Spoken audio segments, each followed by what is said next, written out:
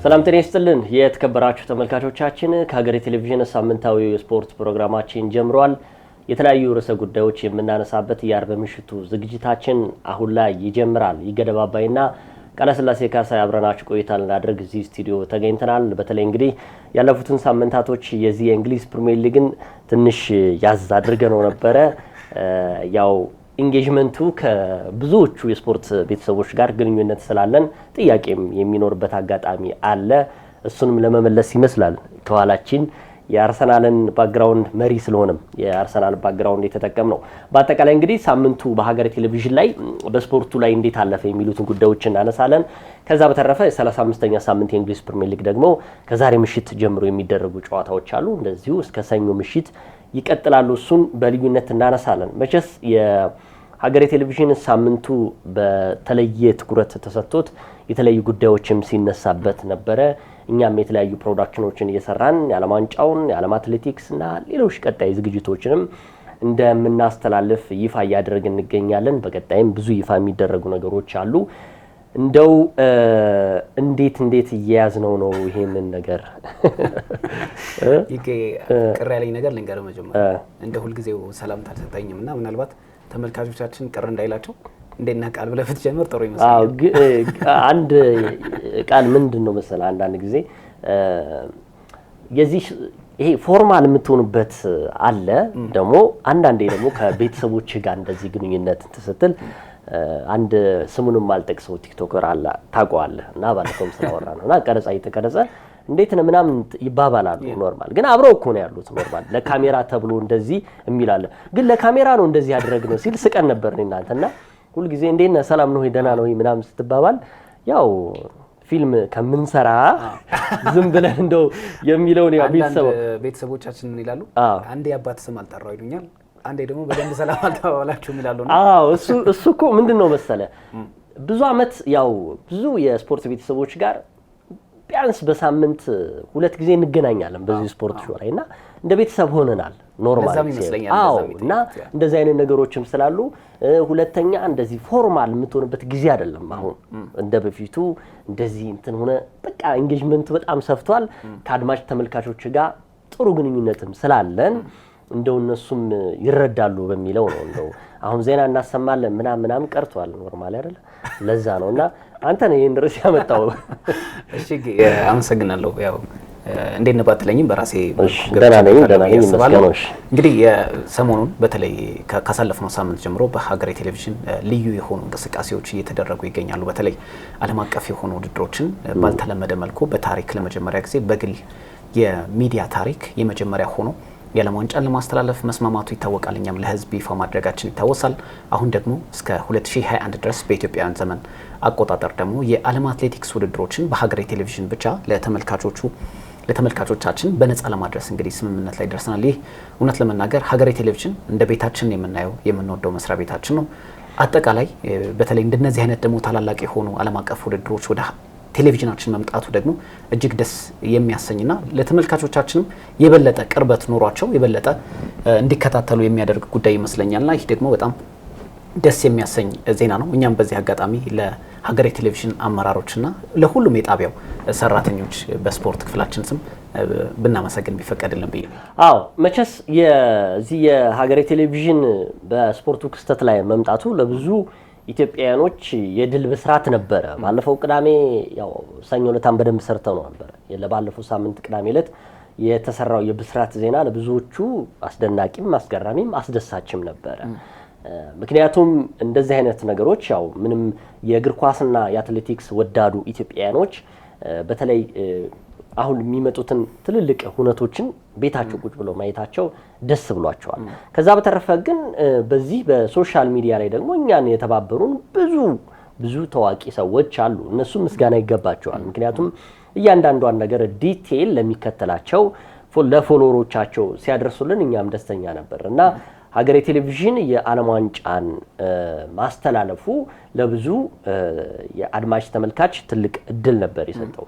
ከዛ በተረፈ ግን ስንናገር የነበረው ዋናው ቁም ነገሩ በቀጣይ የሚተላለፉ ጨዋታዎችን በቀጣይ ቀስ በቀስ እናወራቸዋለን። አሁን እንግዲህ ከ40 ቀናቶች ያላነሱ ጊዜያቶች ናቸው። የዓለም ዋንጫ እየደረሰ ነው። የእንግሊዝ ፕሪሚየር ሊግ፣ የአውሮፓ ትልልቅ ሊጎች ሲጠናቀቁ አይኖች ሁሉ ወደ ዓለም ዋንጫ ሲሄዱ ምን አይነት ጉዳዮችን እናነሳለን የሚሉ ሀሳቦችን በቀጣይ እናነሳለን።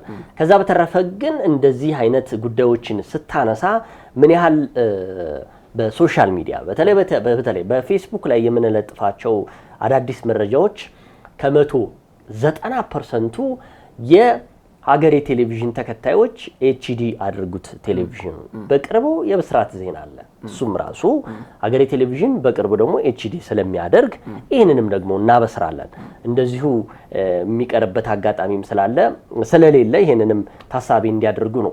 እንግዲህ ትናንትና ደግሞ ሌላው የተሰማው የብስራት ዜና የዓለም አትሌቲክስ ውድድሮችን በበላይነት ማለት ይቻላል የሀገሬ ቴሌቪዥን የሚቀጥሉትን 4 ዓመታቶች የዓለም አትሌቲክስ ሻምፒዮና፣ የቤት ውስጥ ውድድር፣ የጎዳና ላይ ሩጫ በአጠቃላይ ዓለም አትሌቲክስ የሚያስተዳድራቸውን ውድድሮች ሀገሬ ቴሌቪዥን በብቸኝነት ማስተላለፉ ደግሞ ትልቅ እንድምታ አለው። ይህን ስንል ደግሞ በቀላሉ የተሰራ ነገር አይደለም፣ ብዙ ነገሮች ስላሉበት ነው። ስለዚህ እኛ ብቻ ሳይሆን ደስ ያለን ብዙ የአትሌቲክስ ቤተሰቡም በጣም ደስተኛ ነው። ከዛ በተረፈ ደግሞ ሀሳብ የምንለዋወጥበት ትልቅ መድረክም ተዘጋጅቷል። በተለይ አትሌቲክስ ላይ ያው እንደ አይናችን የምናየው አትሌቲክሱ ደግሞ ከኢትዮጵያውያን ጋር ትልቅ ቁርኝነት መኖሩ ብዙ የአትሌቲክስ ተንታኞች ብዙ ኢንስትራክተሮች እዚህ ሀገሬ ቴሌቪዥን መጥተው ሀሳብ አስተያየታቸውን የሚሰጡበት እድል እጅግ ሰፊ ነው። ነገ ለ8ኛ ጊዜ የሚካሄደው የዓለም አትሌቲክስ የሚያወዳድረው ትልቁ የአጭር ርቀት ውድድር በተለይ የሪሊ ውድድር በይፋ ይጀምራል። ቦትስዋና ጋቦሮኒ ላይ የሚደረግ ውድድር ነው። ይህንንም ነገ ሀብለን ከ8 ሰዓት ጀምሮ በቀጥታ ስርጭት ከሀገሬ ቴሌቪዥን ጋር ቆይታ እንድታደርጉ ከወዲሁ መጋበዝ እንወዳለን። ይህ ውድድር ኢትዮጵያኖች የሚሳተፉበት ነው። ስለሱም ትንሽ እናወራበታለን። በአጠቃላይ እንግዲህ ደስታው እኛ ብቻ ሳይሆን የእነሱም ደስታ ነው። ሪፍሌክት የሚያደርጉት ሀሳብ የሚሰጡትን አይተን ተመልክተን እኛም ደግሞ በቀጣይ የምናስተካክላቸው ነገሮች ካሉ ወደፊት እንራመዳለን ብዬ ገምታለሁ። እንግዲህ እንደነዚህ አይነት ታላላቅ ውድድሮች በግል ቴሌቪዥን ጣቢያ መምጣታቸው በተለይ ደግሞ አጠቃላይ ከህብረተሰቡም ጋር የሚኖረው ግንኙነት ደግሞ የበለጠ ቤተሰባዊ መልክ እንዲኖረው ያደርጋል ብዬ አስባለሁ። እንግዲህ በዓለም አትሌቲክስ ትናንት በሀገሬ ቴሌቪዥን ይፋ ከተደረገ በኋላ እስከ 2021 ያሉት ውድድሮች እንደሚተላለፉ ይፋ ከተደረገ በኋላ የመጀመሪያ የሆነው የላይቭ ስርጭታችን እንግዲህ ነገ ጅማሬውን ያደርጋል። 8ኛው የዓለም ሪሌ ውድድር በዓለም አትሌቲክስ አዘጋጅነት የሚዘጋጀው ውድድር በቦትስዋና ጋቦሮኒ ይካሄዳል። እንግዲህ ይህ ውድድር ደግሞ በበርካቶች ዘንድ በጉጉት የሚጠበቅ ነው። ሀገራችን ኢትዮጵያ በአትሌቲክሱ ንግስት እንደሆነች ትታወቃለች። ነገር ግን እኛ ይበልጥ የምንታወቀው በተለይ በረጃጅም ርቀቶች ሩጫዎች ላይ ነበር። በማራቶን፣ በ10,000 ሜትር፣ በ5,000 ሜትር በመሳሰሉ ርቀቶች ኢትዮጵያ በአትሌቲክሱ ዘርፍ የነገሰችበት እንደሆነ ይታወቃል። ግን አሁን ደግሞ ባልተለመዱ ርቀቶች ደግሞ ወደዚህ ውድድር እየገባን የምንገኝበት አጋጣሚ ነው። ይህ የላይቭ ስርጭትም የቦትስዋና ጋቦሮኒ ውድድርም ለየት የሚያደርገው ለኢትዮጵያውያን ባልተለመዱ የርቀት ሩጫዎች ላይ የምንሳተፍበት መሆኑ ነው። አሁን በሴቶች 4x400 ሜትር እና በ4x400 ሜትር ሆኖ ደግሞ ድብልቅ ሪሌ የምንለው ደግሞ ድብልቅ የዱላ ቅብብል ውድድር ደግሞ ኢትዮጵያን ብዛም የተለመደች የምትታወቅበት የውድድር ዘርፍ አይደለም። ግን በታላላቅ መድረኮች በእንደዚህ አይነት ተስፋ ሰጪ የሆኑ ነገሮች መሳተፋችን ብቻ እዚህ ውድድር ላይ ምን ያህል ትልቅ ትርጉም እንደሚኖረው ግልጽ ነውና የምታስታውስ ከሆነ ከቅርብ ሳምንታት በፊት በተለይ አዲስ አበባ ላይ በተደረገው የግራንድ ፕሪ ውድድር ላይ ባልተለመዱ ርቀቶች ኢትዮጵያውያን በጣም ተስፋ ሰጪ የሆነ አበረታች ውጤቶችን ሲያስመዘግቡ ነበር።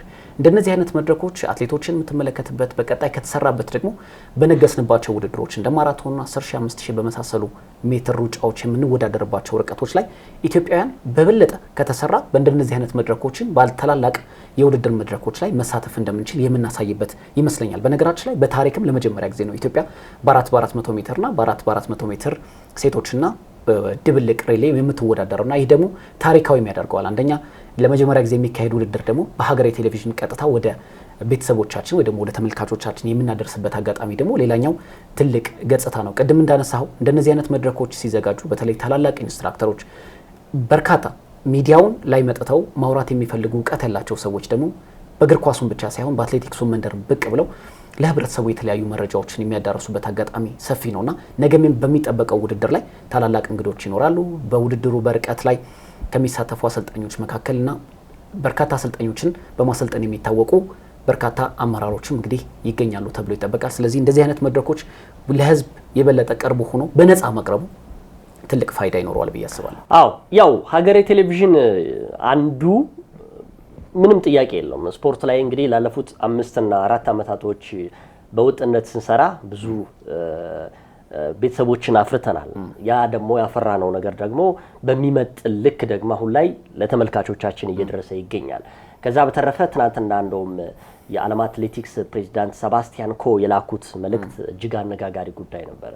ኢትዮጵያውያኖች እንግዲህ በብዙ ሚሊዮን የሚቆጠሩ ኢትዮጵያውያኖች ከአትሌቲክሱ ጋር ትልቅ ቁርኝነት እንዳላቸው አውቃለሁኝ።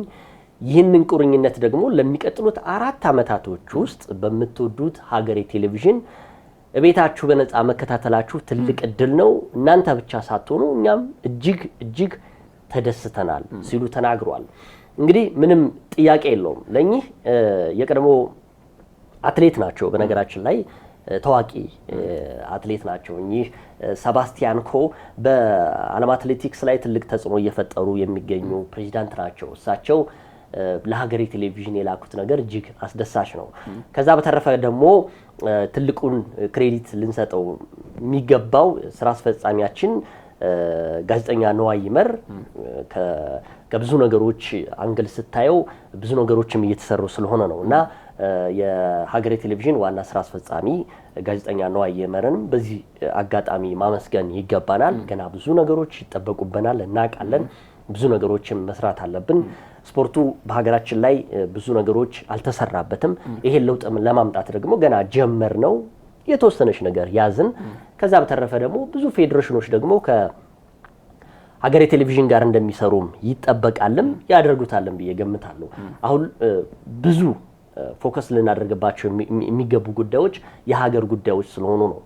አለፍ ብለን ማንቸስተር ዩናይትድ እና አርሰናልን ቼልሲን የምናወራው የሀገራችንን ጉዳይ በደንብ አጥግበን የሚመለከታቸውን ነገሮች ጥርት አድርገን ከያዝን በኋላ ወደ አውሮፓው ደግሞ እንሄዳለን። ስለዚህ ከዚህ በኋላ የሚኖሩን ብዙ ነገሮች የሀገራችን ጉዳይ ላይ የሚነሱ እግር ኳስም አትሌቲክስም ሌሎች ተያያዥ ስፖርታዊ ጉዳዮችን በሀገሬ ቴሌቪዥን ምክንያቱም ሀገሬ ማለት እንደ ሀገሩ ሰፊ ነገሮችን በሀገራዊ ጉዳዩ ላይ ማውራት ስለሚገባ ነው። ከዛ በተረፈ ቀደም የጠቀስከው አለ ነገ በይፋ የሚጀምረው በተለይ የረጅም ርቀት ላይ ኢትዮጵያኖች በዚህ ደረጃ ነግሰው የወጡበት አጭር ርቀትም እንዳለም ይጠበቃል። ምክንያቱም ነገ ላይ ከሚሳተፉ አትሌቶች መካከል በተለይ በወንዱም በሴቶቹም የሚያሰለጥኗቸው ታላላቆቹ አሰልጣኞች የአጭር ርቀት ሯጭ የነበሩ ናቸው። ስለዚህ እነሱንም በቅርበት አግኝተን የተለያዩ ጉዳዮችን እናነሳለን። ያው ሙሉ ልኡካኑ ወደ ጋቦሮኒ ሄዷል። በሚቀጥሉት ቀናቶች ነገና ከነገ በስቲያ የሚካሄደው በነገራችን ላይ ከ8 ሰዓት ጀምሮ እስከ ምሽቱ 12 ሰዓት ድረስ ሀገሬ ቴሌቪዥን በቀጥታ ስርጭት ከጋቦሮኒ የሚያስተላልፈው ይሄ ታላቅ ድምቀት ለብዙዎቹ የሚጠበቅ ነው። ኢትዮጵያኖች የሚሳተፉበት የማጣሪያ ውድድር ነገ 9:05 እና እንደዚሁም 10:55 ላይ የሚደረግ ጨዋታ ሩጫ አለ። እሱም በትንታኔ መልኩ የምናደርስ ይሆናል። ከዛ በተረፈ 8ኛው የዚህ ዓለም አትሌቲክስ የአጭር ርቀት ሩጫ ጋቦሮኒ ላይ ሲዘጋጅ ትልቅ ነገር ነው። ኢትዮጵያኖች ከመሳተፍም አልፎ በውድድሩ ላይ ተፎካካሪ የሚሆኑበት አጋጣሚ ካለ እሰዬ፣ አለበለዚያ ደግሞ የኢትዮጵያ አትሌቲክስ ፌዴሬሽን አመራሮችንም አለማድነቅ አይቻልም። በታሪክ ለመጀመሪያ ጊዜ ይህን ውድድር እንዲሳተፉ ማድረግ ትልቅ በጎ ጅምር ነው። ሌሎች ደግሞ የአጭር ርቀት ሩጫዎችንም እንደዚህ እንዲሳተፉ ማድረግ አለባቸው ብዬ ገምታለሁ። በአጠቃላይ እንግዲህ የኢትዮጵያኖች የስፖርት አዲስ ድምጽ የሆነው ሀገሬ ቴሌቪዥን ሳምንቱን በዚህ መልኩ አሳልፏል። በቀጣይ ደግሞ ብዙ የብስራት ዜናዎች ይኖሩናል ብዬ ገምታለሁ። እየተከታተልን ለአድማጭ ለተመልካቾቻችን እናቀርባለን። አሁን ወደ እንግሊዝ ፕሪሚየር ሊግ እንለፍ። መቼስ ያለፉትን በርካታ ሳምንታቶች በእንግሊዝ ፕሪሚየር ሊግ ላይ ብዙ ሀሳቦችን ስናወራ ነበር። አርሰናል ለበርካታ ሳምንታቶች የእንግሊዝ ፕሪሚየር ሊግን ከመራ በኋላ በማንቸስተር ሲቲ ሲነጠቅ ወይ ደግሞ መልሶ ሲይዘው እኛ ወደ አድማጭ ተመልካቾቻችን አልደረስም ነበር። ምክንያቱም ባለፉት 2 እና 3 ሳምንታቶች ውስጥ የጥድፊያ ጊዜ የዓለም ዋንጫ የዓለም አትሌቲክስ ስለነበረ እንደው የችኛዋን ነገር በስፖርት ሾዋችን ላይ አልዳሰስም ነበር። ዛሬ በልዩነት የ35ኛ ሳምንት የእንግሊዝ ፕሪሚየር ሊግ ምሽት ላይ መደረጉን ቅድም አንስተን ነበር ይደረጋል። ከዛ በተረፈ እንግዲህ ነገ ምሽት 1 ሰዓት ተኩል ላይ የሚደረገው በኤምሬትስ አርሰናል ከፉልሃም የሚያደርጉት ጨዋታ ወሳኝ መርሃ ግብር አለው። ለአርሰናል ይህ ጨዋታ ምንድነው የሚለውን እናነሳለን። ተከታዩ ማንቸስተር ሲቲስ የሰኞ ጨዋታው ማድረጉ ይጠቅመዋል ይጎዳዋል የሚለውን እናነሳለን። የአርሰናል ደግሞ በአውሮፓ ሻምፒዮንስ ሊግ ላይ ደግሞ ተሳታፊ መሆን ጉልበቱን እየጨረሰ መምጣቱ ደግሞ ምን አይነት በጎም ጥሩ ኔጌቲቭ ሳይድ ሊኖረው ይችላል የሚለው ጉዳይ እናነሳለን።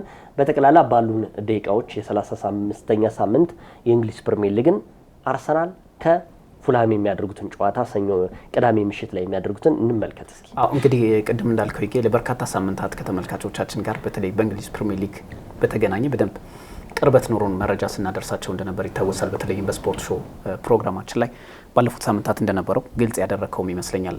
በዘንድሮ የውድድር ዓመት በተለይ ከሳምንታት በፊትም እንደተናገር ነው የዘንድሮ የእንግሊዝ ፕሪሚየር ሊግ የዋንጫ ፉክክር ምናልባትም እስከ መጨረሻ ድረስ ፉክክሩ ሊቀጥል ይችላል ብለን ተንብየን ነበር። ምክንያቱም ደግሞ የአርሰናልና የማንቸስተር ሲቲ በተለይ ማንቸስተር ሲቲ በወቅቱ በሪያል ማድሪድ ተሸንፎ ከአውሮፓ ሻምፒዮንስ ሊግ እስከወጣበት ጊዜ ድረስ በሁሉም የውድድር መድረኮች አብረው ይጓዙ ስለነበር ካለው ድካም አንጻር የውድድር ዓመቱም ረጅም እንደመሆኑ አንጻር ሁለቱም ክለቦች አንገት ለአንገት ተናንቀው እስከ መጨረሻ ድረስ ሊጓዙ ይችላሉ ብለን ተንብየን ነበር። ያንንም እየተመለከትን እንገኛለን። ምክንያቱም 4 ሳምንታት ቀርቶት ፕሪሚየር ሊጉ እስካሁን ድረስ አሸናፊው አለየንበትም እና ይህ ደግሞ ተመልካቾች ለእንግሊዝ ፕሪሚየር ሊግ ምን ያህል ትኩረት እንደሚያደርጉ ያሳየ ይመስለኛል። ወደ ጀርመን ብናቀና 4 ጨዋታዎች እየቀሩ የባየር ሙኒክ አሸናፊነት የተረጋገጠበት፣ ወደ ጣሊያን ብናቀና ኢንተር ሚላን በሰፊ ነጥብ ልዩነት ናፖሊን የመራ ዋንጫ ሊያሸንፍ የተቃረበበት፣ ከሌሎች ሊጎች አንጻር ስትመለከተው ስፔን ላሊጋ እንደዚሁ ባርሴሎና ሪያል ማድሪድን በ9 ነጥብ ልዩነት ሲመራ የነበረበትና አሁን ደግሞ ነጥቡን በማስፋት እንግዲህ ለዋንጫው ሻምፒዮንነት እጅግ የተቃረበበት ወቅት ላይ የተቃረብንበት ጊዜ ነው። ፕሪሚየር ሊግ 4 ጨዋታዎች ቀርተው የአሸናፊነት ዋንጫው እንኳን አልተመለከትንም። ይህ ደግሞ በእንግሊዝ ፕሪሚየር ሊግ ያለው ፉክክር ምን ያህል አስደሳችና ከሳምንት ሳምንት ለመገመት እጅግ አዳጋች እንደሆነ በግልጽ ያሳየም ይመስለኛል። አሁን በተለይ በቅርብ ሳምንታት ደግሞ የእንግሊዝ ፕሪሚየር ሊግ የዋንጫ ፉክክር ጉዞ በጣም መልኩን የቀየረ ይመስለኛል። የምታስታውስ ከሆነ መጋቢት ወር ለአርሰናል በጣም መልካም የሚባል ነበር። በዛም ሂደት ይመስለኛል በተከታታይ ባሸነፉበት ወቅት አሰልጣኝ ሚኬል አርቴታ የወርሃ መጋቢት የእንግሊዝ ፕሪሚየር ሊግ ኮከብ አሰልጣኝ እስከ መመረጥ ደርሰዋል። የወርሃ ሚያዝያ ደግሞ ለአርሰናል ፍጹም ተቃራኒ የነበረበት ጊዜ ነበር። ምክንያቱም በዘንድሮ የውድድር ዓመት ለመጀመሪያ ጊዜ ተከታታይ ሽንፈት ያስተናገደበት ስለነበር በበርንማውዝ ተሸንፎ በኋላ ላይ ደግሞ ኢቲሃድ ላይ በነበረው ፍልሚያ ደግሞ በማንቸስተር ሲቲ የተሸነፈበት በተለይ በፕሪሚየር ሊጉ የዋንጫ ፉክክር ጉዞ ላይ በተሻለ አቋም ላይ የነበረው አርሰናልን በደንብ ያጋለጠበት አጋጣሚ ነበር ብዬ መውሰድ ይችላል። ምክንያቱም ማንቸስተር ሲቲ በተለይ ከካራባኦ ዋንጫ ማሸነፍ በኋላ በተከታታይ ያሉት ጨዋታዎችን በማሸነፍና መሪው አርሰናልም ጭምር ኢቲሃድ ላይ አግኝቶ ማሸነፉ ደግሞ የበለጠ የልብ ተሰጥቶት ለአርሰናል ትልቅ ጭንቀት የፈጠረበት ነበር። ለአርሰናል የዘንድሮ የውድድር ዓመት ዋንጫ ምን ያህል ትርጉም እንዳለው በተደጋጋሚ ጊዜ ያነሳ ነው ይመስለኛል። ከ2 አስርት ዓመታት በላይ ቆይቷል ዋንጫውን ካሸነፈ። ስለዚህ አርሰናል በዘንድሮ የውድድር ዓመት ከዚህ ዋንጫ ጋር ለመታረቅ በጣም ትልቅ እድል አለው። ካለው ስኳድ አንጻር፣ ካለው ስብስብ አንጻር፣ ካለው የተጫዋቾች ጥራት እንዲሁም ከአሰልጣኙ ልምድ ጋር ተዳምሮ በዘንድሮ የውድድር ዓመት ለዋንጫው ትልቅ እድል አለው ብለን በተደጋጋሚ ስናነሳ የነበረበት አጋጣሚ ነበር። ባሳለፍነው ሳምንት አርሰናል ምናልባት ከተከታታይ ሽንፈቶች በኋላ ከሚቀሩት ፈታኝ ጨዋታዎች መካከል አንደኛው ነው ተብሎ የነበረው የኒውካስል ዩናይትድ ጨዋታ በኤምሬትስ ማሸነፉ በጣም ትልቅ ድል ነበር። እርግጥ ከዛ በፊት የነበረው የበርንሊ ጨዋታና የማንቸስተር ሲቲ እንደዚሁ ተጠባቂ ነበር። ምክንያቱም ማንቸስተር ሲቲ አሁን ካላቸው የነጥብ ተመሳሳይነት አንጻር ማንቸስተር ሲቲ በምን ያህል የግብ ልዩነት አሸንፎ አርሰናል ላይ የበለጠ ጫና ይፈጥራል ተብሎ ተጠብቆ ነበር። ነገር ግን ከፕሪሚየር ሊጉ መውረዱን እንኳን እያረጋገጠ የነበረው በርንሊ ማንቸስተር ሲቲን በጣም ፈትኖ 1-0 ብቻ በሆነ ውጤት ነበር ያሸነፈውና አሁን ስትመለከተው ምናልባት ወደ ከ14 ዓመት በፊት ሊመልሰን ይችላል ተብሎ ይጠበቃል የዘንድሮ የፕሪሚየር ሊግ የውድድር ፉክክር። ምክንያቱም በ2011-12 የውድድር ዘመን ማንቸስተር ዩናይትድ እና ማንቸስተር ሲቲ አንገት ለአንገት ተናንቀው እስከ መጨረሻ ድረስ ሲጓዙ 89 ነጥብ ነበራቸው። በወቅቱ የሮቤርቶ ማንቺኒዮ ማንቸስተር ሲቲ በ8 የግብ ክፍያ ልዩነት በልጦ ዋንጫውን ያሸነፈበት ጊዜ እስካሁን ድረስ ለማንቸስተር ዩናይትዳውያን የእግር እሳት ሆኖ የተቀጠለበት ሁኔታ አለና ምናልባት በዘንድሮ የውድድር ዓመት የመጡት ፉክክር በቀጣይ የምንመለከታቸው ጨዋታዎች ቢኖሩም በግብ ልዩነትም የዋንጫው አሸናፊ የሚለይበት እድል ሰፊ ይመስለኛል። መቼስ ያው አርሰናልን ከፉልሃም በሚያገናኘው ጨዋታ ላይ ነው እያነሳን የምንገኘው። በሊጉ አናት ላይ ይገኛል አሁንም አርሰናል በ3 ነጥብ። ማንቸስተር ሲቲ ያው ቀሪ አንድ ጨዋታ ይቀረዋል። በጎል ልዩነትም አርሰናል በአንድ ይበልጣል። የነገውን ጨዋታ ፉልሃምን አርሰናል የሚያሸንፍ ከሆነ ለማንቸስተር ሲቲ ያው ጫና ነው የሚሆነው። ምክንያቱም የ6 ነጥብ ልዩነት ይሆናል። ለማንቸስተር ሲቲ ስጋት ነው የሚሆንበት። በውድድር ዘመኑ አርሰናል እኔ ያው ባለፉት በርካታ ሳምንታቶች ውስጥ በእንግሊዝ ፕሪሚየር ሊግ ላይ በተለይ ሁለቱ ብቻ ይሄ የማራቶን ውድድርን ተነጥለው እንደወጡ አትሌቶች እነዚህ ክለቦችም ወጥተው እየተፎካከሩ ይገኛሉ። አሁን እየተቀያየሩበት ይገኛል። ለበርካታ ሳምንታት አርሰናል በውድድር ዓመቱ ላይ መሪነቱን አረጋግጦ ቢሆንም ማንቸስተር ሲቲ ማርሹን ቀይሮ ተመልሶ አርሰናልን ማስጨነቁ ከዛ ከ240 ምናምን ቀናቶች በኋላ ደግሞ የበላይ ሆኖ ማንቸስተር ሲቲ መጣ። አሁን ደግሞ ተቀይሮ ደግሞ አርሰናል ይህን የበላይነት አግኝቷል። ስጋትም ፍርሃትም ለብዙ የስፖርት ቤተሰቦች አለ። መቼም በፋክት ነው ማውራት ያለብህ እንደዚህ አይነት ነገሮችን። አሁን ላይ ለበርካታ አመታቶች ውስጥ የአርሰናል ደጋፊዎች እንደፈለጉ ዋንጫውን እናገኛለን ሲሉ የነበረበት ጊዜ ላይ አይደለም ያሁን ያሉት። በጥንቃቄ የሚሄዱበት ነው። አንዱኔ የአሰልጣኝ ሚኬል አርቴታ የባለፈው የኒውካስትል ዩናይትዱ የ1-0 ጨዋታ ከባለፉት ሳምንታቶች ለኔ የተለዩ ነበሩ። በጣም ጥንቃቄ የመረጡበት ነው። በታክቲክም በመከላከልም በሁሉም ነገር ጥንቃቄ። በነገራችን ላይ አርሰናል ባለፉት በርካታ ሳምንታቶች ውስጥ ብዙ ጎሎች አልተቆጠሩበትም። ይሄ ደግሞ አሰልጣኙም ፎርሜሽኑን ቀይረዋል ማለት ነው። ጎል ማስቆጠር ሌላ ነው፣ ግን ጎል እንዳይቆጠርበት የሚያደርግ ቡድን ሆኗል። ለምሳሌ ባለፉት በርካታ ሳምንታቶች ኤምሬትስ ላይ ካደረገው 17 ጨዋታ 11 ጎል ብቻ ነው የተቆጠረበት አርሰናል። ይሄ ደግሞ ምንድነው ለተከላካዩ ትልቅ ክሬዲት ልትሰጥ ትችላለህ። አሁን ላይ ቁጭ ብለን እያወራን ያለነው ግንቦት ልንገባ የተወሰኑ ቀናቶች ሲቀሩት ነው።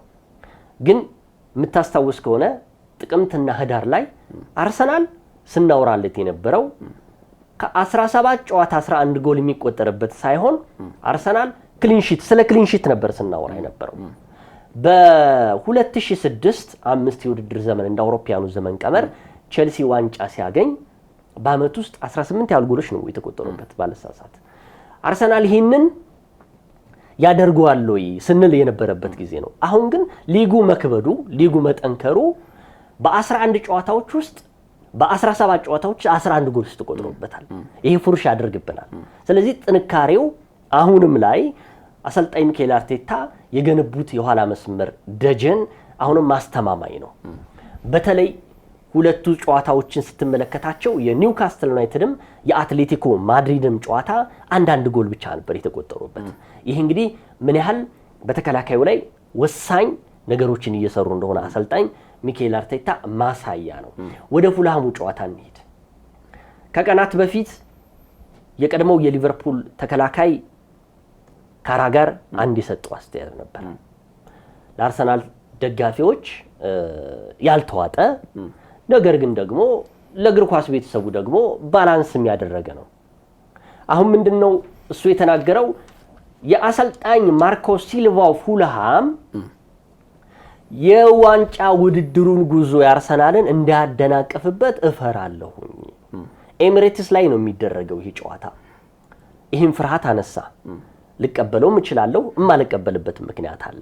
እምቀበልበት ምክንያት ከኒውካስትል ዩናይትዱ ጨዋታ ነው፣ ከአትሌቲኮ ማድሪዱ ጨዋታ ነው። አርሰናል በአትሌቲኮ ማድሪድ ጨዋታ ላይ በሜትሮፖሊታኖ በተደረገው ጨዋታ ላይ በርካታ የግብ ዕድሎችን ቢፈጥርም ብዙ ሙከራዎች ተሞክሮበታል።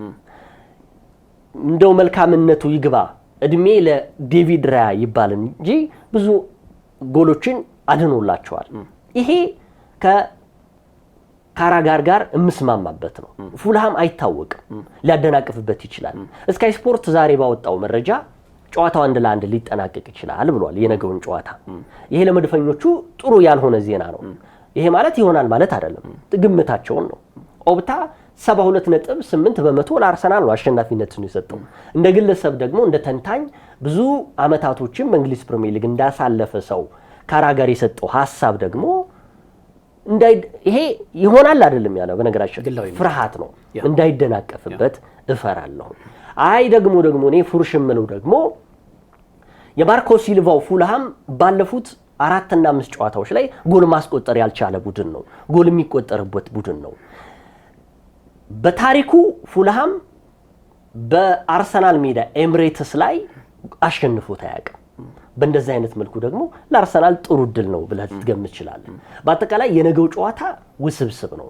አንደኛ አርሰናል የነገውን ጨዋታ ካሸነፈ በማንቸስተር ሲቲ ላይ 3 ነጥቦችን ከዛ በተረፈ የሚያገኛቸው 3 ጎሎችን ይዞ በጠቅላላ በ6 ነጥብ ልዩነት የሊጉ አናት ላይ ይቀመጣል። ጥሩ ነው።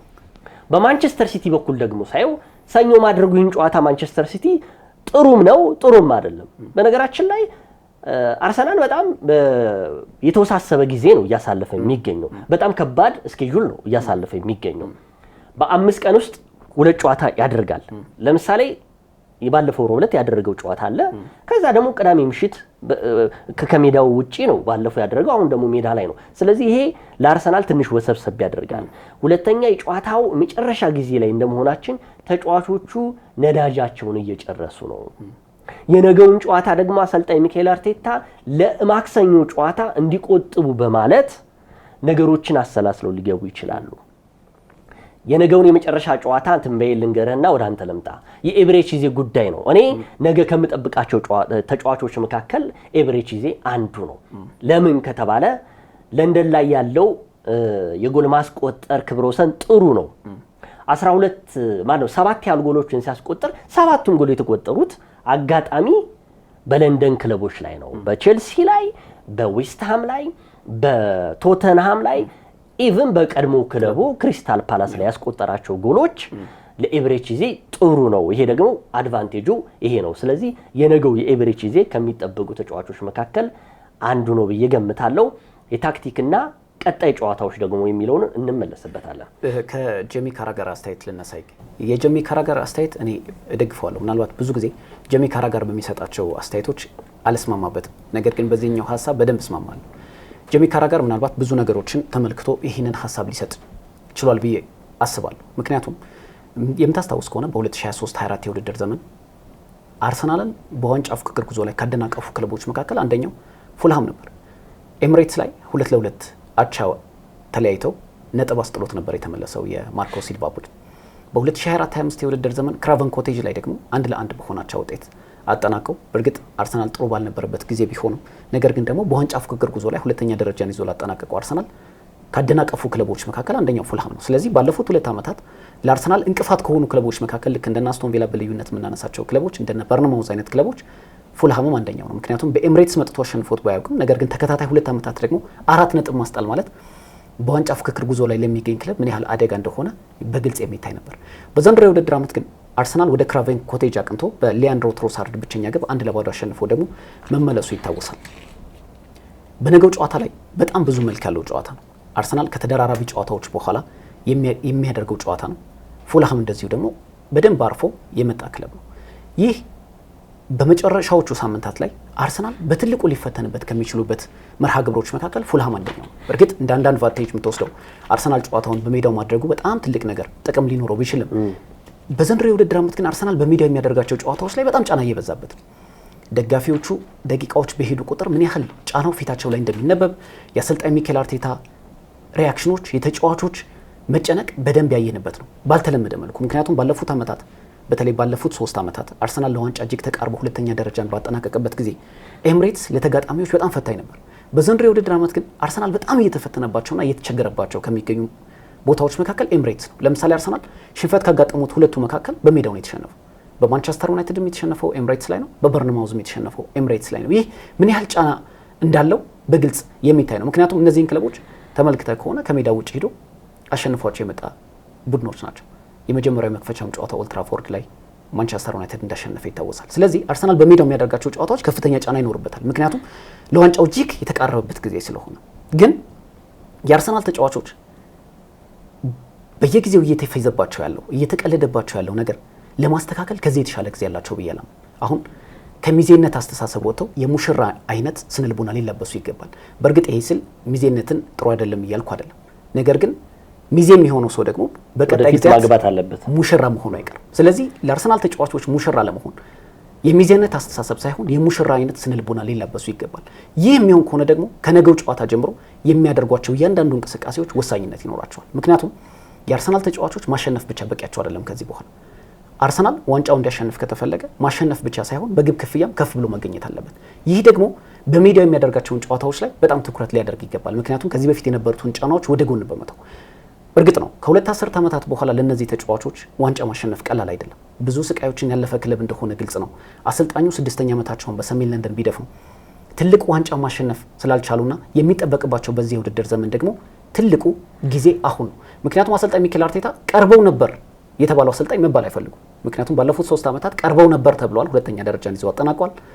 በክለቡ ስኬታማ ለመሆን ግን ያላቸው የተሻለ ድል አሁን ነው። ምክንያቱም በፕሪሚየር ሊጉም ጥሩ ደረጃ ላይ ነው የሚገኙት። ጥሩ ደረጃ ላይ ስንል ማንቸስተር ሲቲ አሁንም አንገታቸውን አንቆ ቢጓዝም ነገር ግን ደግሞ ስቲል አሁንም ስለ አርሰናል መጥፎ ጎኑም ጠንካራ ጎኑም የምናወራለት በፕሪሚየር ሊግ አናት ላይ ስለተቀመጠ ነው። ስለዚህ በዚህ ሂደት ውስጥ አሰልጣኝ ሚኬል አርቴታ የተጫዋቾቻቸውን ሁኔታ በጣም በጥብቅ መከታተል አለባቸው። ምክንያቱም ከሳቸው የሚጀምረው ጫና ነው ወደ ተጫዋቾች የሚገባው። በዚህ ሂደት ውስጥ አሰልጣኝ ሚኬል አርቴታ የሚወስኗቸው ውሳኔዎች ጭምር ትልቅ ዋጋ ይኖራቸዋል። ለምሳሌ ባለፉት ጊዜያት ኤቤሬቺ ኤዜን ቅድም እንዳነሳሁ በጣም ጥሩ እንቅስቃሴዎችን የሚያደርግ ነው በለንደን ክለቦች ላይ።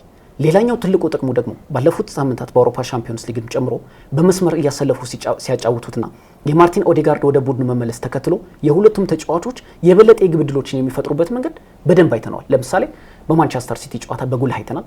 በአትሌቲኮ ማድሪድ በነበረው በሜትሮፖሊታኖ በነበረው ጨዋታ ላይ የነበራቸው እንቅስቃሴ ጥሩ ነበር። በተለይ ኤዜም ተቀይሮ ከገባ በኋላ ወደ ሜዳ። ስለዚህ አሰልጣኝ ሚኬል አርቴታ በቀጣይ የሚወስኗቸው ውሳኔዎች ትልቅ ትርጉም ይኖራቸዋል። በዚህ ሂደት ውስጥ ግን አሰልጣኝ ሚኬል አርቴታ በዘንድሮ የውድድር ዓመት በአውሮፓ ሻምፒዮንስ ሊግም በእንግሊዝ ፕሪሚየር ሊግም አሁንም ጫፍ ላይ ደርሰዋል።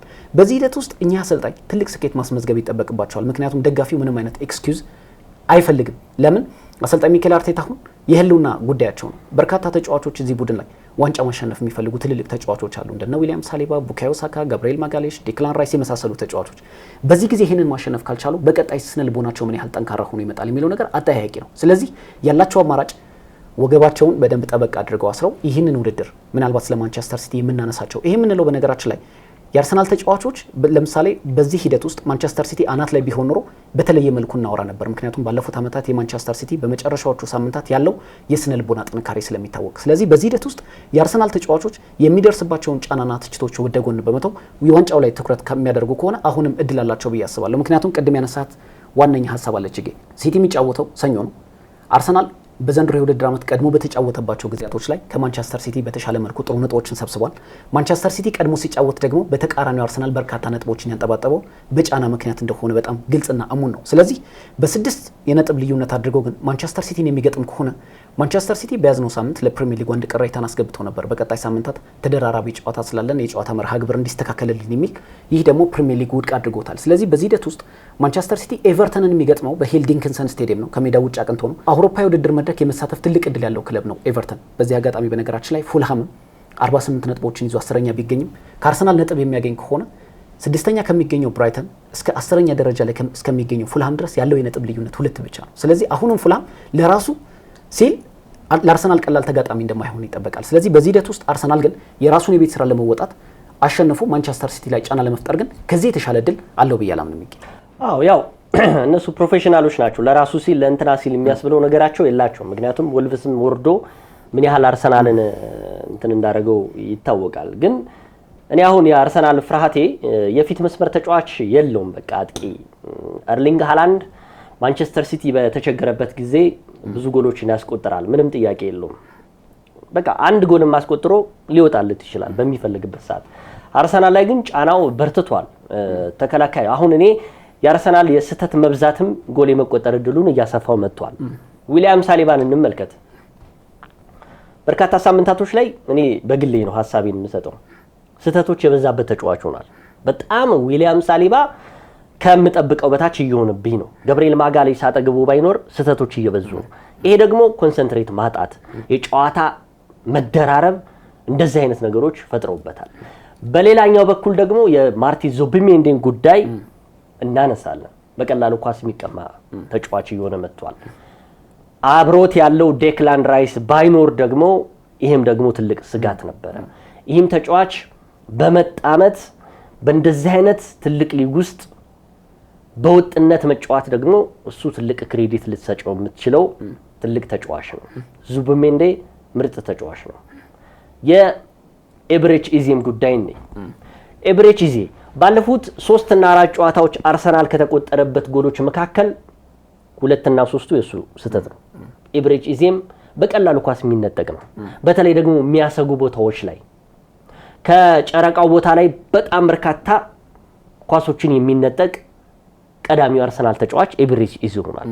መነጠቅ ብቻ አይደለም ስጋቱ ጎልም ወይም ደግሞ ለትንሽ ጎል የሚሆኑ ኳሶችን የሚፈጠረው ከኤቨሬጅ ኢዜ ነው። እንደዚህ አይነት ነገር አርሰናል እየበዛበት ነው። ስህተቶች በጣም ሊታዩ ይገባል ብዬ ገምታለሁ።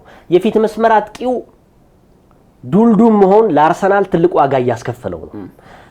ማንቸስተር ሲቲ ሻርፕ ወይም ደግሞ ስል የሆነው የኤርሊንግ ሃላንድ ጎል ማስቆጠር እድሉ ሰፊ የሆነ በመጣ ቁጥር አርሰናል ደግሞ አይናፋሮቹን እነ ዩኬሬሽን መያዙ ዋጋ እያስከፈለው ነው። ይሄም ደግሞ ለአርሰናል ትልቁ ስጋት ነው። አርሰናል 3 እና 4 ጎል የሚያስቆጥር ቡድን አይደለም። በአንድ ጨዋታ ላይ አሁን በሁለት ጨዋታ 2 ጎል ያስቆጠረው፣ በሁለት ጨዋታ 1 ጎል ተቆጥሮበታል። ማንቸስተር ሲቲ ያው በርንሌ ላይ 1 ጎል አስቆጥሯል፣ ችግር የለውም። ከዛ በፊት ግን ቼልሲን የጎል ናዳ ነው ያሳረፈበት። ከዚህ በኋላ ማንቸስተር ሲቲ ኤቨርተንንም ብዙ ጎል ያስቆጥርበት ይችላል። አሁን አርሰናል ቀድሞ ጎል መጫወቱ አድቫንቴጅን አለው፣ በኋላ መጫወቱ አድቫንቴጅ አለው። እኔ አሁን እየተስማማሁበት አይደለም። ሁለቱንም ሞክሮታል አርሰናል። ሲቲ ተጫውቶ አርሰናል ሲጫወት እየተሸነፈ ነው። አርሰናል ቀድሞ ደግሞ እንደነ በርንማውዝ አይነት ጨዋታዎች ላይ ቀድሞ ተጫውቶ እየተሸነፈ ነው። ስለዚህ ይሄንን ያልስማማበትም ቀድሞ መጫወቱ በኋላ መጫወቱ ምንም አርሰናልን እንደዚህ አይነት ነገር ላይ ልተነበዩ አችልም። ስለዚህ ጥንቃቄ ያለበት ሁኔታን እየመረጡ ይመስለኛል። በተለይ አሰልጣኝ ሚኬል አርቴታ ከሚፈልጉት ለበርካታ ዓመታቶች ያልተሞከረውን ነገር እየሞከሩ ነው። በአውሮፓ ሻምፒዮንስ ሊግ በግማሽ ፍጻሜ ኤምሬትስ ላይ ትልቁን ቡድን አትሌቲኮ ማድሪድን ከማስተናገዳቸው ከ2 ቀን በፊት ደግሞ ኤምሬትስ ላይ ሌላኛውን ደግሞ የማርኮ ሲልቫውን ፉልሃምን ያስተናግዳሉ። ይሄ ደግሞ ጫና ነው የሚሆነው። እነዚህ ልጆች ላለፉት በርካታ 8 ወራቶች በወጥነት እየተጫወቱ ነው ያሉት። ይሄ ደግሞ ትልቁ ችግር ምንድነው? እየተጫወተ ያሉት በትልቅ በሚፈራው ሊግ በእንግሊዝ ፕሪሚየር ሊግ ነው። ማንቸስተር ሲቲ ትልቅ የውድድር ጊዜን አሳልፏል፣ ግን በአውሮፓ ሻምፒዮንስ ሊግ እየተሳተፈ አይደለም። በጊዜ በሪያል ማድሪድ ተሰናብቷል። አርሰናል የሚፈልጋቸው 2 ዋንጫዎች አሉ። ተጋጣሚው ለፍጻሜ ለማለፍ ትልቁ ልምድ ያለው የዲያጎ ሲሜኖ አትሌቲኮ ማድሪድ ነው። በዚህ በኩል ደግሞ ቢያንስም ማርኮ ሲልቫ በእንግሊዝ ፕሪሚየር ሊግ ላይ ኤቨርተንንም እንደዚህ ደግሞ ወልቭስንም ከዛ ደግሞ ፉልሃምንም አሰልጥነዋል። ልምድ አላቸው በእንግሊዝ ፕሪሚየር ሊግም፣ እኛ ደግሞ በአውሮፓ ሻምፒዮንስ ሊግም። አሰልጣኝ ሚኬል አርቴታ ሁለቱን ልምድ ያላቸው አሰልጣኝ ነው በ3 ቀን ልዩነት የሚገጥሙት። ስለዚህ ትልቅ ስጋት ይኖረዋል ብዬ ገምታለሁ። በተረፈ ግን 3 ነጥብ ማግኘት ብቻ ሳይሆን ቅድም እንዳልከው ጎሎችን ማስቆጠር ነው። ከማንቸስተር ሲቲ ጋር ልዩነቱን ለመፍጠር ከተፈለገ እያንዳንዷን ጨዋታ ከማሸነፍ ውጪ 3 ጎሎችንና ከዛ በላይ ማስቆጠር ይጠቅመዋል። አሁን የ1 ጎል ልዩነት ጠርዝ አልጋ ላይ እንደመተኛት ነው፣ ማንቀላፋት ነው። ለአርሰናል ከባድ ነው። ማንቸስተር ሲቲ ኤቨርተን ላይ 4 ካስቆጠረ አርሰናል ቢያሸንፍም ነው የሚለው የጎል ልዩነቱ ለአርሰናል መጥፎ ነው የሚሆንበት። 3 ነጥብ አትተማመንበትም። ቀጣይ 2 ጨዋታዎች አሉት። ነገ አርሰናል ካሸነፈ ሲቲ ቀጣይ 2 ጨዋታዎች አሉ። ስለዚህ እንግሊዝ ፕሪሚየር ሊጉን መተንበይ የማይቻልበት ጊዜ ነው ያለው። ከ1 ወር ወይ ከ2 ወር በፊት ለበርካታ አርሰናል ደጋፊዎች ይዝናኑበት ጊዜያቸው ነው ብዬ ነበር። አሁንም ወቅቱ ነው፣ ምንም ጥያቄ የለውም። አንዳንድ ጊዜ በእሳት ስትፈተን ወርቅ ትሆናለህ። አርሰናልም አሁን እየተፈተነ ያለ ነው። መጨረሻ ላይ ግንቦት 9 ላይ በርንሌ ላይ የሚያደርጉት ጨዋታ ለአርሰናል ትልቁ ስኬት ሊሆን ይችላል። ከ24 ዓመታት በኋላ ዋንጫውን የሚያገኝበት ጊዜ ይሆናልና ሐሳቤን አልተውኩም። አሁን በነገራችን ላይ ግን ደግሞ እንዲሁ ደግሞ የምታገኘው እና ለፍተህበት የምታገኘው ዋንጫ ይለያያልና ይሄ ሐሳብ የኔ ነው እየገምታለሁ። እንግዲህ ቅድም ያነሳው ሐሳብ ላይ ትንሽ ልጨምርበት የአርሰናል የፊት መስመር ተጫዋቾች በቃ አሁን አርሰናል በሚገኝበት ስታንዳርድ ልክ የሚገኙ ተጫዋቾች አይደሉም። አርሰናል በሚፈልጋቸው ልክ ፐርፎርም እያደረጉ የሚገኙ ተጫዋቾች አይደሉም። እንደውም አንዳንድ ጊዜ በተለይ ከበርንማውዝ ጨዋታ በኋላ አንድ ሐሳብ ሳስብ ነበር። የአርሰናል ስኳድ በጣም ኦቨርሬትድ፣ በጣም ተጋኖ የሚወራለት ቡድን። እውነት ለመናገር ይሄ ያልኩበት ምክንያት የአርሰናል ስብስብ ዋንጫ ለማሸነፍ በቂ አይደለም እያልኩ አይደለም። ግን አንዳንድ የአርሰናል ተጫዋቾች ክለቡ በሚገኝበት ስታንዳርድ ጣሪያ ልክ የሚገኙ ተጫዋቾች ግን አይደሉም። ለምሳሌ መመልከት እኮ ይቻላል። የነኖኒ ማዱዌኬ እንቅስቃሴ ቪክቶር ዮኬሬሽን አነሳ ነው እንጂ እንደውም በውድድር ዓመቱ መጨረሻ በፕሪሚየር ሊጉ በሚጠበቅበት ልክ ፐርፎርም አድርጓል አላደረገም በኋላ ላይ የምንከራከርበት ጉዳይ ቢሆንም 21 ጎሎች ላይ ተሳትፏል። በእርግጥ በሁሉም ውድድሮች ግን የሱ የጎል ተሳትፎዎች ምን ያህል አርሰናል ረድቷል የሚለው ነገር ግን ወሳኙ ጥያቄ ነው። ምክንያቱም አንድ አጥቂ በተለይ ብዙ ጎሎች ባስቆጠረ ሰዓት ሳይሆን የሚፈልገው ቡድኑ በሚፈልግበት ወሳኝ ሰዓት ላይ ያ ተጫዋች ግብ የሚያስቆጥር ከሆነ ብቻ ነው። የአርሰናል ተጫዋቾች ጋብሪኤል ማርቲኔሊ በዘንድሮው የውድድር ዓመት በሀገር ውስጥና በአውሮፓ ሻምፒዮንስ ሊግ 10 ያህል ጎሎችን አስቆጥሯል። በፕሪሚየር ሊግ ግን አንድ ግብ ብቻ ነው ያስቆጠረው። ይህ በእንግሊዝ ፕሪሚየር ሊግ ያላቸው ደካማ እንቅስቃሴ በጣም የበለጠ ደካማ መሆኑን የታየበት ነው። የነኖኒ ማዱዌኬ እንቅስቃሴም በአርሰናል ልክ የተገኘ አይደለም፣ ወይ ደግሞ በአርሰናል ልክ በሚጠበቀው ልክ የሚገኝ አይደለም። ከሲቲ ጋር ያላቸው ልዩነት ምን ይመስለኛል? ኢንዲቪጁዋል ብሪሊየንስ የምንለው አንድ ተጫዋች ጨዋታን አሸንፎ የሚወጣበት አቅም ሲቲ ቤት ውስጥ ነው እንጂ ያለው አርሰናል ቤት ውስጥ የለም። ለምሳሌ በቅርብ ሳምንታት እንኳን ብንመለከት የነ ራያን ቸርኪ እንቅስቃሴን መመልከት በጣም በቂ ነው። ራያን ቸርኪ ብቻውን ጨዋታ አሸንፎ የወጣባቸው በርካታ ጨዋታዎች ተመልክተናል። በማንቸስተር ሲቲ ቤት ኤርሊንግ ብራውት ሃላንድ ተመልክተናል። ጀረሚ ዶኩን ተመልክተናል። በቅርብ ሳምንታት ውስጥ ከፍተኛ ትችት እየተሰነዘረበት ይገኛል። በእርግጥ አንቷን ሴሜኒዮ የመጀመሪያ የመጣባቸው ሰሞኖች ላይ የነበረው እንቅስቃሴ ተመልክተናል። ይህንን ማድረግ የሚችል የአርሰናል ተጫዋች የለም። በልዩነት የምናነሳው ቡካዮ ሳካ ነበር። ቡካዮ ሳካ ደግሞ ተደጋጋሚ ጉዳቶች ደግሞ በሚጠበቅበት ልክ አቅሙን እንዳያሳይ አድርጎታል። ይህ ደግሞ ካሳለፍነው የውድድር ዓመት ጀምሮ ቀዶ ጥገና ካደረገ ጀምሮ ተጫዋቹ በተደጋጋሚ ጊዜ ጉዳት እየፈተነው እንደሆነ ይታወቃል። በዚህ ሂደት ውስጥ የአርሰናል ተጫዋቾች ኢንዲቪጁዋል ብሪሊየንስ አለመያዛቸው ቡድኑን ዋጋ እያስከፈለው ይገኛል። እንደ ቲም ግን እንደ አርሰናል ጠንካራ ስብስብ ደግሞ አለ ብዬ አላምንም። ይሄ ነው ልዩነቱ። አሁን በአርሰናል ቤት ውስጥ ተከላካዮቹን ብንመለከት አውሮፓ ውስጥ አሉ ከሚባሉ ተከላካዮች ናቸው። ግብ ጠባቂያቸው ብንመለከት የፕሪሚየር ሊግ ላይ ክሊንሺት በቀዳሚነት እየመራ የሚገኝ ግብ ጠባቂ፣ በአውሮፓ ሻምፒዮንስ ሊግ ቀዳሚ የሆነ ግብ ጠባቂ ነው። እንደ ቲም ስታየው አርሰናል በጣም ጥሩ ነው። ግን እንደ ቲም ጥሩ ስለሆንክ ብቻ ዋንጫ አታሸንፍ።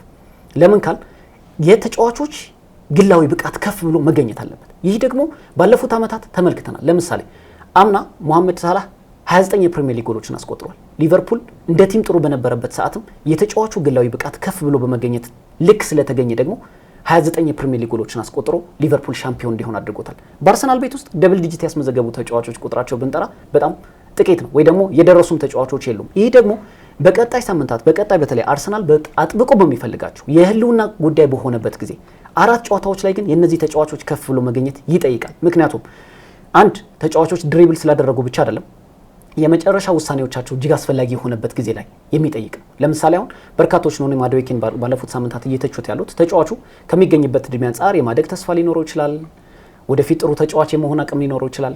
ነገር ግን ክለቡ የሚፈልገው ይህ ተጫዋች በዚህ ወቅትና በዚህ ወቅት ብቻ ነው። ከወጣበት ዋጋ ብቻ አንጻርም ሳይሆን ተጫዋቹ ከፍ ባለ ብቃት አርሰናል አጥብቆ ይፈልገዋል። ስለዚህ የአርሰናል ተጫዋቾች ኢንዲቪጁዋል ብሪሊየንስ በጣም ዝቅ ያለ መሆን፣ በጣም አቅማቸው ትንሽ መሆን ቡድኑ የበለጠ እንዲጎዳ አድርጎታል። በመከላከል ረገድ 16 ክሊን ሺት ያስመዘገበ ክለብ ነው። በማጥቃቱ ረገድ ካልታገዘ ግን ይህ ቡድን በውድድር ዓመቱ መጨረሻም ልክ እንዳለፉት ዓመታት የመሆን እድል ሊኖረው ይችላል። ስለዚህ አርሰናል በመከላከሉ ረገድ የሚታማ ክለብ አይደለም። ባለፉት 3 ዓመታትም በአርሰናል ልክ ትንሽ ግቦች የተቆጠሩበት ክለብ የለም። ነገር ግን በማጥቃቱ ረገድ ካልታገዘ ደግሞ የአርሰናል የውድድር ዓመት ጉዞ እንከን ሊሆንበት ይችላል ብዬ አስባለሁ። ስለዚህ የአርሰናል ተጫዋቾች በፊት መስመር በኩል የሚገኙ ተጫዋቾች የመጨረሻ ኳሶቻቸው የተሳኩ ሊሆኑ ይገባል። በተለይ ቅድም እንዳልነው ማሸነፍ ብቻ ለአርሰናል አሁን በቂ አይደለም፣ መተማመኛም አይደለም። ስለዚህ የግብ ልዩነት ሊኖርህ ይገባል።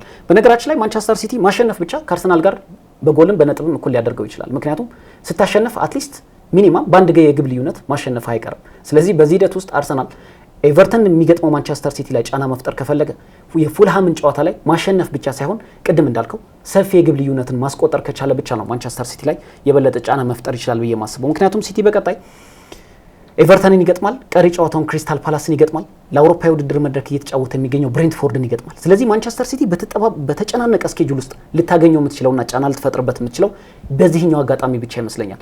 የአርሰናል ተጫዋቾች ከድካም ምን ያህል ይነቃቃሉ? ምክንያቱም በአትሌቲኮ ማድሪድ ምን ያህል ጉልበት እንደጨረሱ ተመልክተናል።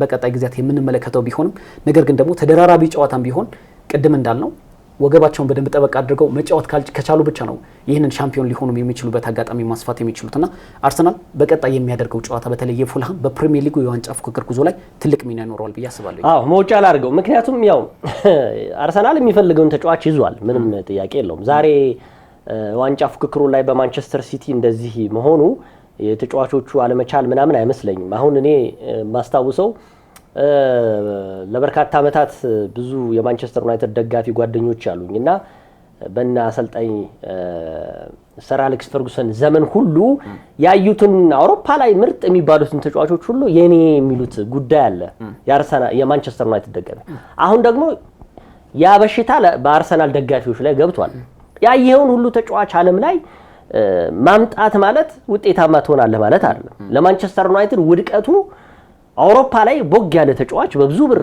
አውጥቶ ማምጣቱ ውድቀቱ ነው ለኔ የሚመስለው ምክንያቱም በርካታ የዓለማችን ከዋክብቶች ማንቸስተር ዩናይትድ ውስጥ በብዙ ሚሊዮን ፓውንድ መጥተው የከሰሩበት አጋጣሚ አለ የማኔጅመንት ጉዳይ ይነሳል አርሰናልም እንደዚህ ይፈራሉ አርሰናል ያዘው ስብስብ የዘንድሮ የፕሪሚየር ሊግ ዋንጫ አያስነሳውም ወይ የሚል ሐሳብ ልትከራከረበት ይችላል እኔ በነገራችን ያልከራከረበት ሚክ ነው ያልኩ አይደለም ስብስቡ በቂ ነው እኮ ያ ማኔጅ ማድረግ ጉዳይ የልጆቹ ወቅታዊ ብቃት የመሆን ጉዳይ ነው እንጂ እንዴ አሁንም እኮ እስከ ዋንጫው ፍክክር ድረስ ይዘውት የመጡት እኮ እነዛ ተጫዋቾች ናቸው እኮ በሆነ አጋጣሚ ወቅታዊ ብቃት ሊወርድ ይችላል ጉዳት ልታስተናግድ ይችላል አርሰናል በዘንድሮ የውድድር ዓመት ላይ ሲነሳ የትኞቹን ዋንጫዎች አለሞ ነው የመጣው ፕሪሚየር ሊጉን ነው ሻምፒዮንስ ሊጉን ነው ካራባውን ነው ኤፍኤ ካፑን ነው አራቱንም አለሞ መጣ የሆነ ሰዓት ላይ ከአራቱም ውጪ እንዳይሆን ደግሞ ፍርሃት ተመጣ ይሄው ትልቁ ነው ታርጌታቸው የትኛው ነበር ቢያንስ የአውሮፓ ሻምፒዮንስ ሊግና